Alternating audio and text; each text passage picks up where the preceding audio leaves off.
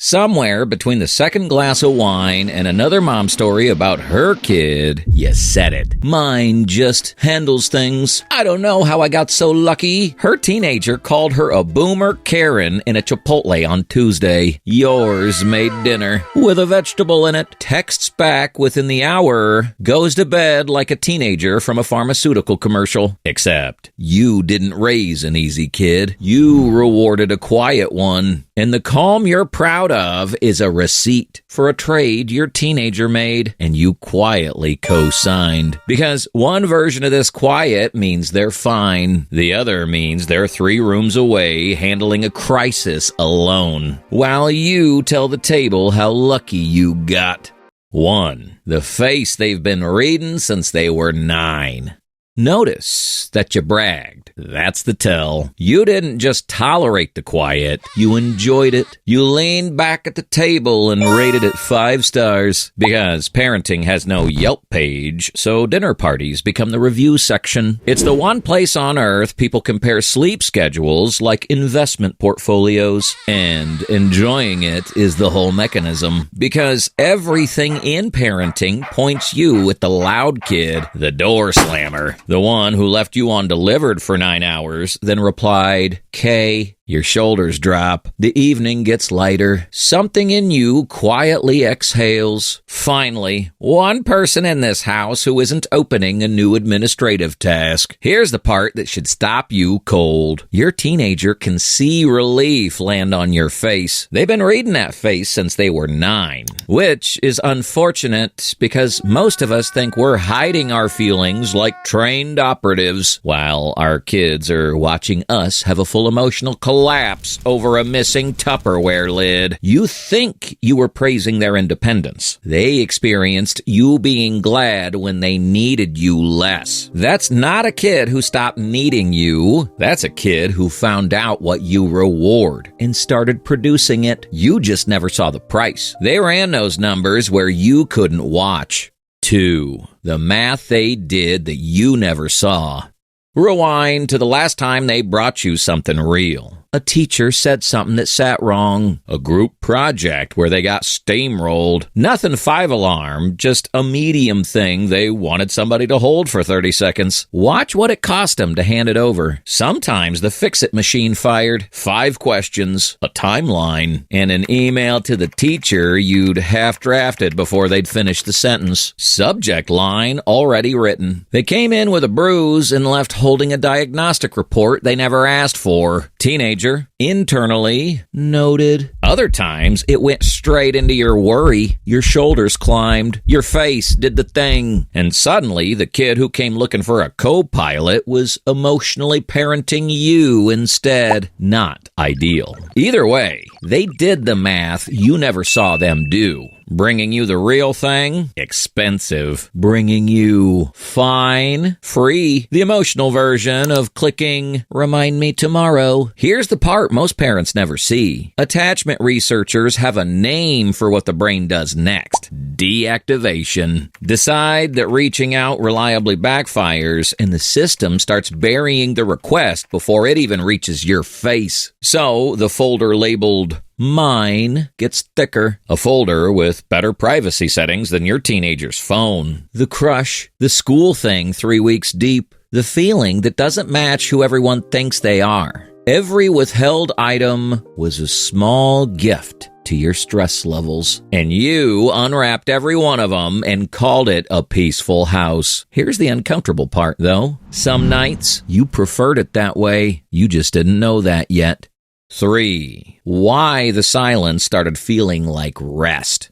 Here's the part nobody admits, so I'll say it plainly. It isn't that you couldn't see the quiet. It's that some tired part of you didn't want to look too hard. Because you know what looking costs? Looking means the timeline comes back. The action plan. The 2 a.m. ceiling staring, where you start with one bad Tuesday and somehow end up mentally pricing 1-bedroom apartments in a state they've never been to. When your kids say, "I'm good," part of you is genuinely genuinely relieved to take it because their silence is the one thing in your day that isn't competing with the laundry, the inbox, and the water bottle that's been rolling around the backseat since Easter. So sit with that trap, because it's a cruel one. The single thing standing between you and your teenager's inner life is that their absence from it is the only rest you get. And before that lands wrong, this isn't villainy, it's exhaustion. You're not a bad parent for being tired. You're a human one. But the trap doesn't care that your reasons are good, because here's where it turns. The not knowing isn't only a failure of access. Some nights, it's a preference. The application to stop bothering you, quietly approved by you. You called it luck at that dinner, but luck doesn't usually need this much silence to keep working. And a kid can feel the difference between a parent who's trying to get in and a parent who's a little grateful the door stays shut. They stopped knocking around the time they figured out which one you were that week. That still doesn't tell you which quiet's living in your house right now, the good kid or the other one. So here's how you tell them apart.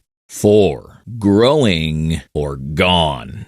Same surface, two completely different engines underneath. A growing teen still fights you about the Wi-Fi password, as though the slow internet were a parenting decision you made on purpose. Tells you your taste in music is a human rights violation. Stands at the open fridge at 10:30 like the answer to their entire life might be behind the mustard. And says something that sounds like nothing. This girl in my class is so weird. That is quietly everything. It sounds like a throwaway. It's actually chapter 1. That's the sound of a kid who still believes handing you the raw version is worth the risk. Quick question. When did your teenager last interrupt you to tell you something genuinely pointless? A meme, a fact about an octopus, nothing. If you have to think about that, that's the section you're in. A resigned teen skips all of it. Pleasant, efficient, school was good, friends are fine. 3 answers with the informational value of a loading screen. You're not getting your kid. You're getting the press release. The board meeting happened hours ago and you weren't on the invite. So don't measure the calm by how smooth it is. Measure it by whether it ever gets messy on purpose. The eye roll, the dumb argument, the fridge door confession. The mess is a tax a kid only pays when they still trust the relationship to survive their honesty. A house with no mess isn't necessarily peaceful. Sometimes it's just a house where somebody decided the mess wasn't welcome, and you were relieved enough to not ask why, which means the fix was never a bigger conversation. It's a small thing, and it costs you exactly the evening you've been protecting.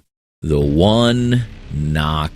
You don't fix this with a serious talk. Schedule, let's discuss your emotional availability, and watch them become the world's politest hostage. You fix it with one knock. Not barging in, knocking, saying out loud the true thing. I know there's more than what you bring me. I think I helped build that, and I'm not going to keep treating the quiet like it means we're fine. Then, and this is the whole experiment, when something messy shows up next, let it cost you the evening. Don't fix it. Don't email anyone. Yes, the email you've been half drafting since section 2, close the tab. Don't let your face climb. Just sit with it at 50% inconvenience and let them watch nothing bad happen to them for needing you. I'll admit my version. My kid once told me he was totally fine with a face you could have submitted as evidence. I said, okay, good, and kept loading the dishwasher, sorting forks like it was the emergency in the room. Apparently, I thought the cutlery was where history was being made. And the honest part, some tired piece of me was relieved he kept it short. That relief is the thing I'd take back, because the quiet was never proof you did it right. It was a question they stopped asking out loud. And every parent who called it independence owes their kid an answer to the one they'll never ask. Were you proud of who I became, or just relieved I stopped making it hard? You didn't get lucky. You got quiet, and part of you was grateful for it. And if you just saw yourself in this, you're not late. You're early enough to knock. The calm isn't the reward. It's the bill. And tonight, it's still open. Still wondering which quiet lives in your house? The mess you keep being relieved to avoid. The arguing, the eye-rolling, the door that used to slam. That friction was never the problem. It was the proof they still thought you were worth fighting for. The day it stops isn't peace. It's the quietest kind of goodbye. And most parents feel relieved right up until they realized what left. That's your teen stopped rebelling. That's when you lost them. Watch that one next.